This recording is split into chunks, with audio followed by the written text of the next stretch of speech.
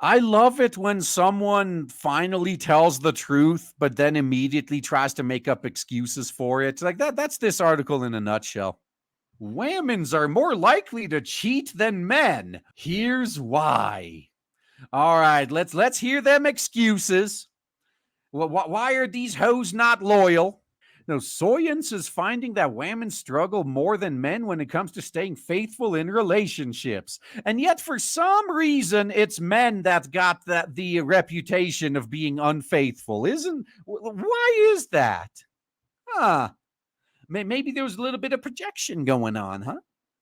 Now, even when your marriage is good, you still miss that rush of feeling so excited you can't eat or sleep when you're having such an intense time emotionally and sexually with a new person. That's what I kept going after and what I couldn't say no to.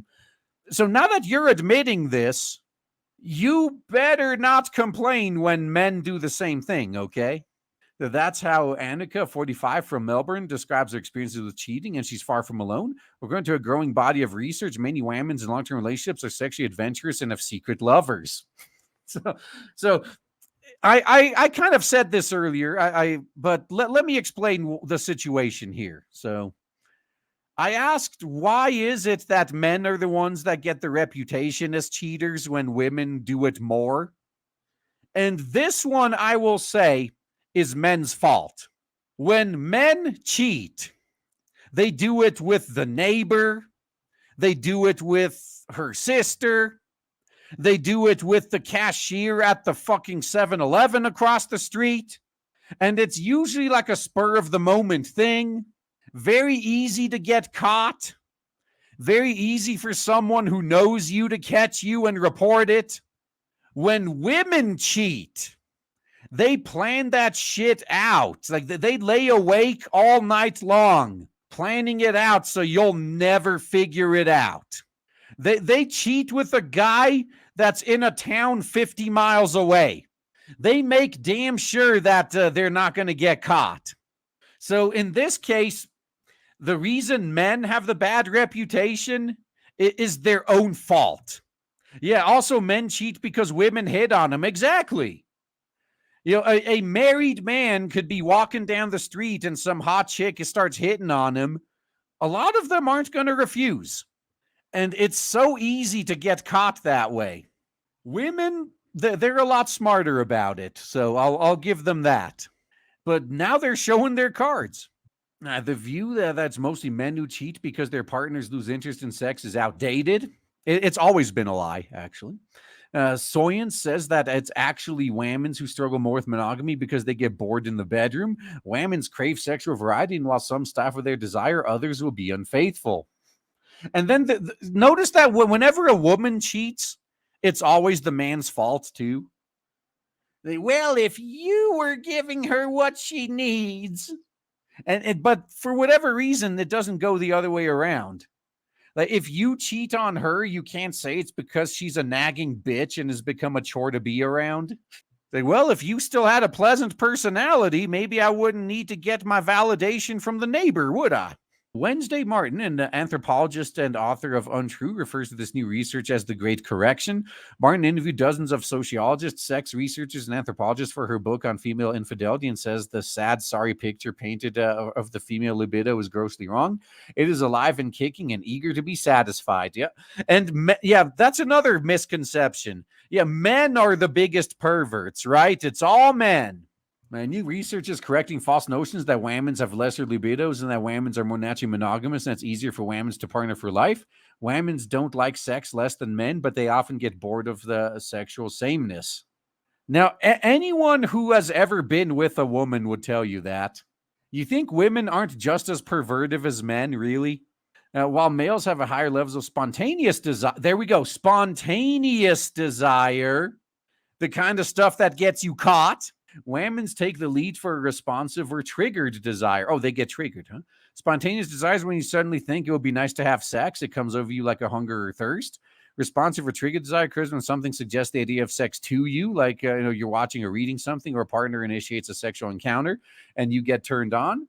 I mean, that might explain Struggle Snuggle prawn viewership and the statistics. For that type of desire, women's libidos are every bit as strong as men's. We've internalized the idea that men are the randier sex, and that's untrue. I'm actually impressed that it's a woman that's actually coming to this conclusion, too. Like, wow, you're learning the reasons women cheat because they're disloyal hoes. End of article. Martin says the myth that women cheat for emotional reasons while men cheat for sexual reasons is also being overturned. She cites research by Missouri State University on a group of women who used the Ashley Madison website specifically to cheat. Oh God, remember when that site got hacked? Oh, that was some funny shit. Now, this research explodes? Yeah, several of our most dearly held notions about female infidelity, that women cheat only when they are unhappy in their marriages, that unlike men, they seek emotional connection, not sexual gratification, and that women just stumble into affairs, said Martin. Yeah, that one's always been more of a male thing. Like, men are the ones that just stumble into affairs. Women's plan their affairs out ahead of time. They've always been a lot better at this. The women studied who went on the site, created a profile, vetted candidates, met them in person, and auditioned them. It was a very intentional process. They wanted to find partners for sex. They reported being in sexless or orgasmless marriages, and they simply wanted what they couldn't get at home. But most were otherwise happily partnered or married. Yeah, we've gone through a few articles of that too, where a woman admits she had like the perfect life and then threw it away. And these affairs are a way for them to remain in their primary relationships. So there goes the myth that women who cheat are unhappily married. So the only way for them to be in a happy primary marriage is for them to cuck the guy, huh? All right. If only the guy found out. Actually, even better, what would these women say if they found out their husband was cheating on them for the same reason? I bet they wouldn't take too kindly to that. Do you think these women would accept the premise that from a guy that no man, like I'm going out having sex with all these other women so I can stay with you? I doubt they'd accept that excuse. Now, to be fair, if they're also willing to accept that excuse, then maybe you're made for each other.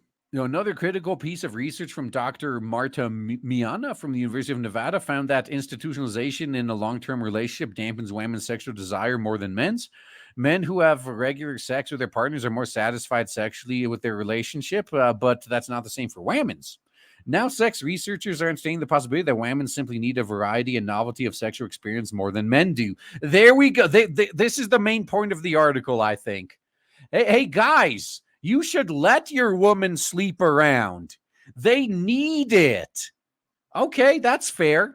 I'm willing to accept that women need to sleep around with other men.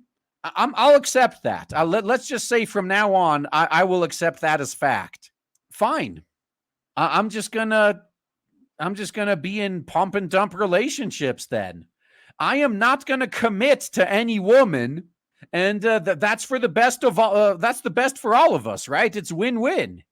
Yeah. So if you're not in a committed relationship, you can sleep around with as many other men as you want, and I don't have to waste resources on someone who's not committed to me anyway.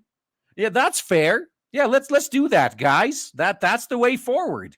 We just have to accept that they need to sleep around, so don't put a ring on it. It's a notion women like Gabriella, 28, from Sydney, have been made aware of for some time. I've had lots of affairs since my first long-term relationship when I was at university.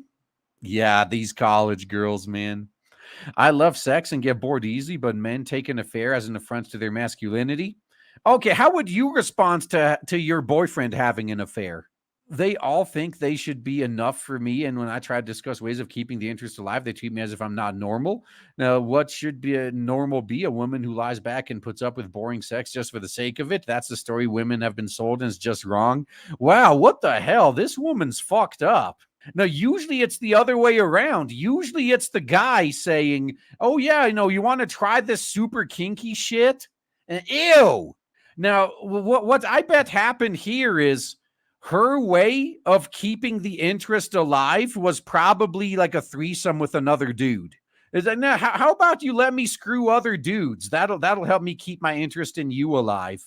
No wonder they didn't want nothing to do with this. To further explain the myth that whammons are made for monogamy is the work of biopsychologist Meredith Chivers at Queen's University in Canada. Chivers and her team invited men and whammons to watch porn, and while they had monitors on their bodies to measure their physical response and blood flow, which showed their sexual arousal.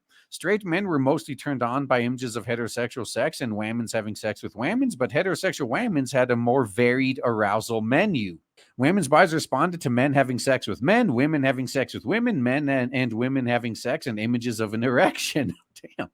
We traditionally think men get turned on by everything, and the truth is that a woman's body responds to more sexual stimuli. Wow, man, they're just destroying myth after myth after myth today, huh?